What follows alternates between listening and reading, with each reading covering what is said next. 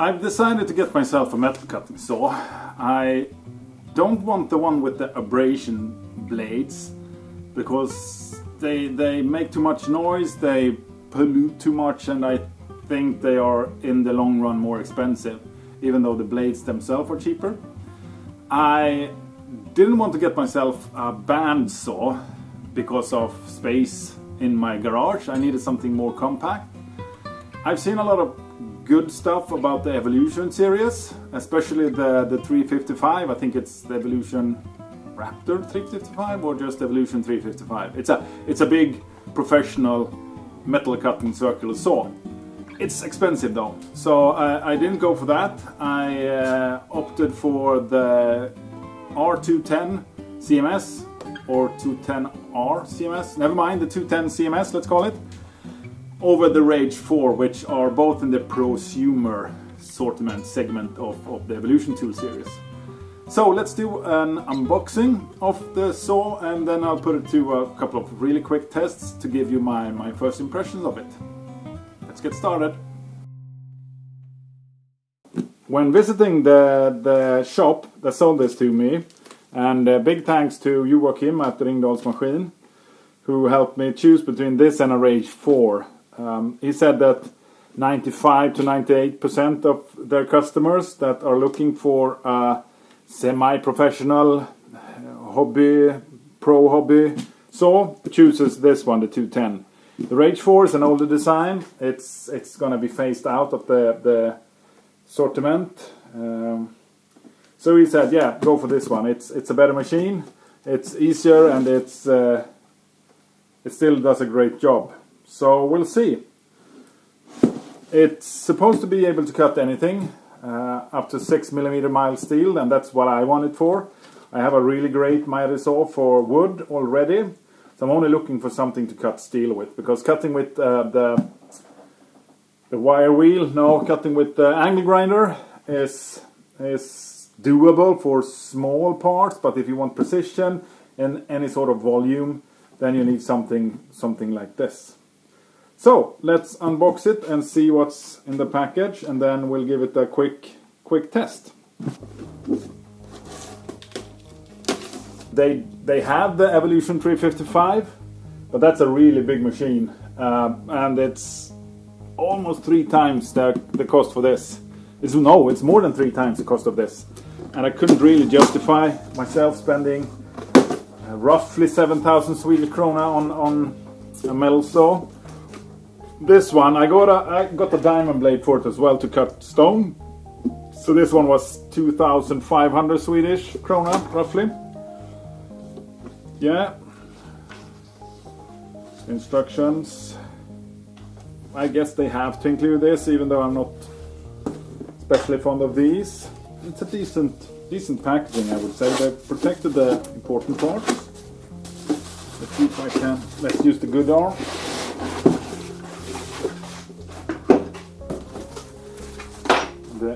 That's the English instructions. Another Allen key, I should say.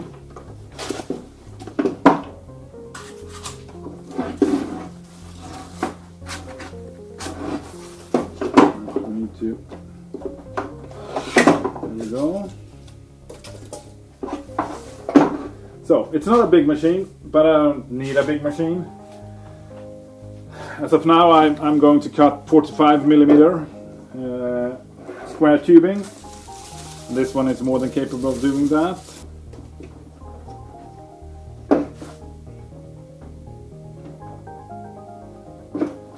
Yeah, well, the machine can't be faulted for that. Let's tie this one down.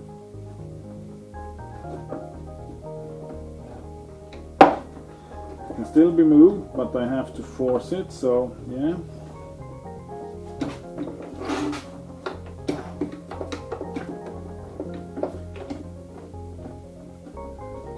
This one.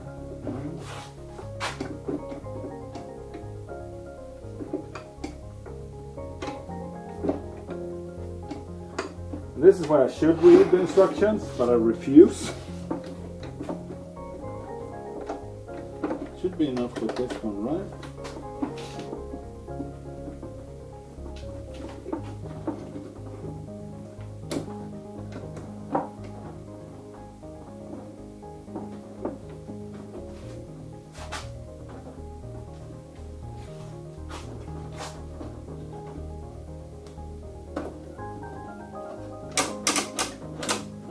that's satisfactory enough. I will say though that having just this, so just this width, might not be the most impressive solution. Ow. Then again, you don't really change it that often, I would expect. So,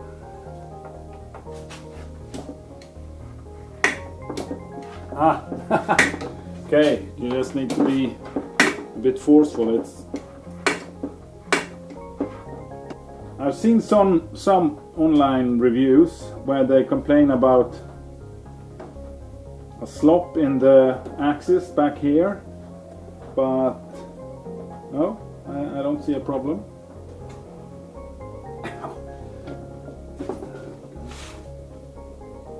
That one was tight.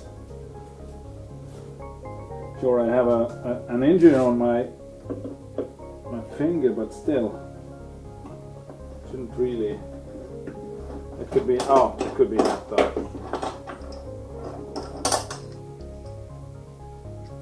Yeah, I don't know.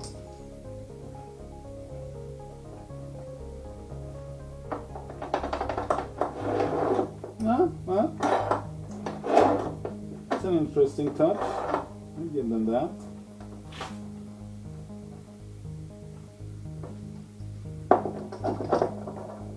And the reason it's wiggling on my table is because my table is crooked. One of the things I'm going to use this for is to build myself a new table. I'm going to weld it myself out of square tubing. Okay, let's give it a quick try then.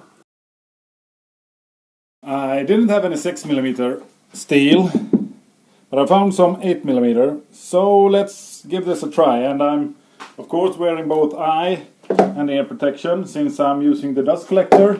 I don't think I need a breathing mask.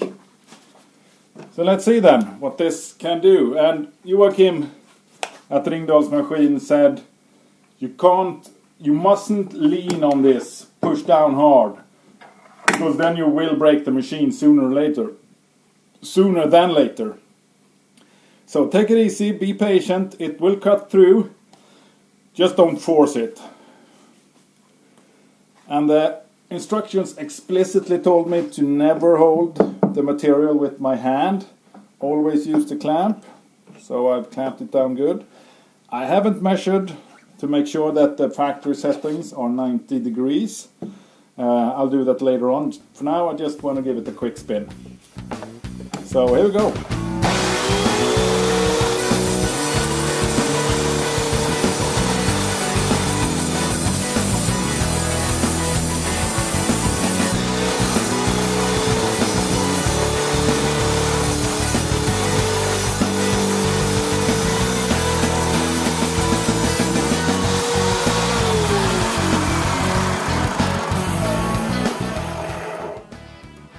Yeah, that was pretty impressive actually. Real time I didn't speed up any of the footage. Some really nasty debris though, the cuts. I'm pretty sure this is not that bad. Ouch, ouch, ouch, ouch, ouch. Bad enough.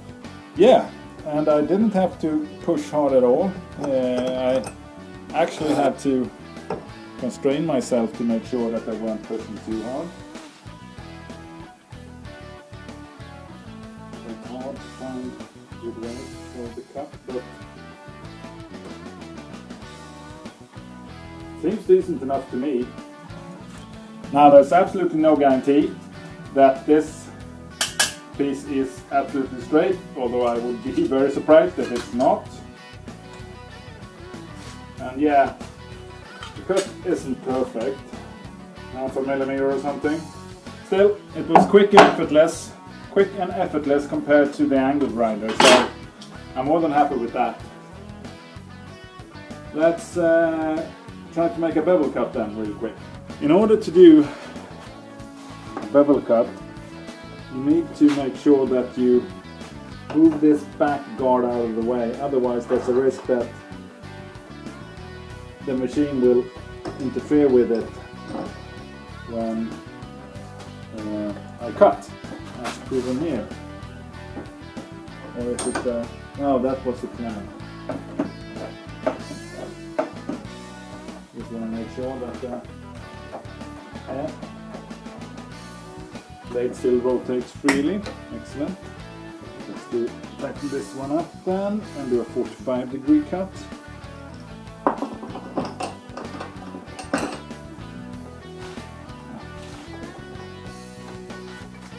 I guess they save some pennies by only providing one screw.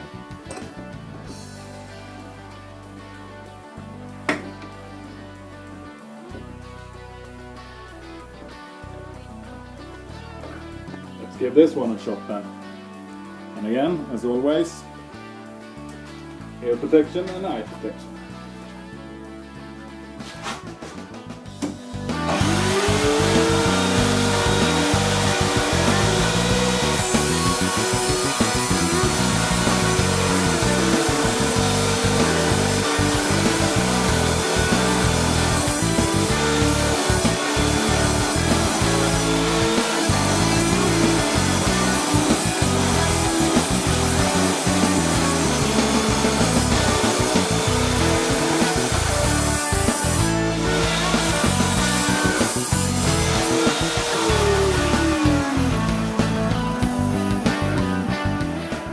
Okie dokie.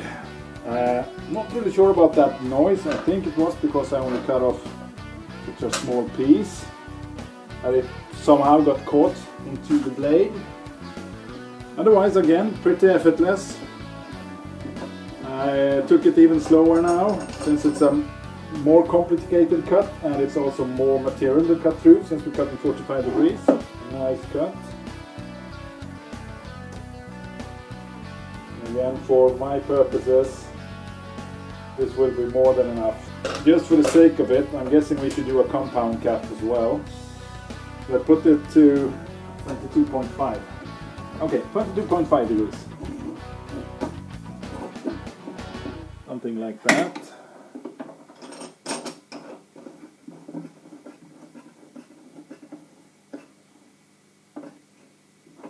Yep, everything's tightened down. Button the hatches. That one's tight, that one's tight. Okay, let's do this thing.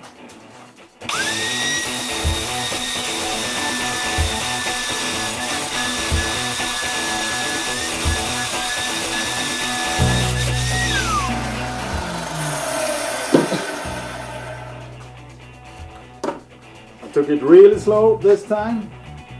As you could see, it still chattered a bit. But on the whole, pretty undramatic. I really can't complain about the experience so far. It missed out a bit there. I'm not going to touch this because I get a feeling it's pretty hot.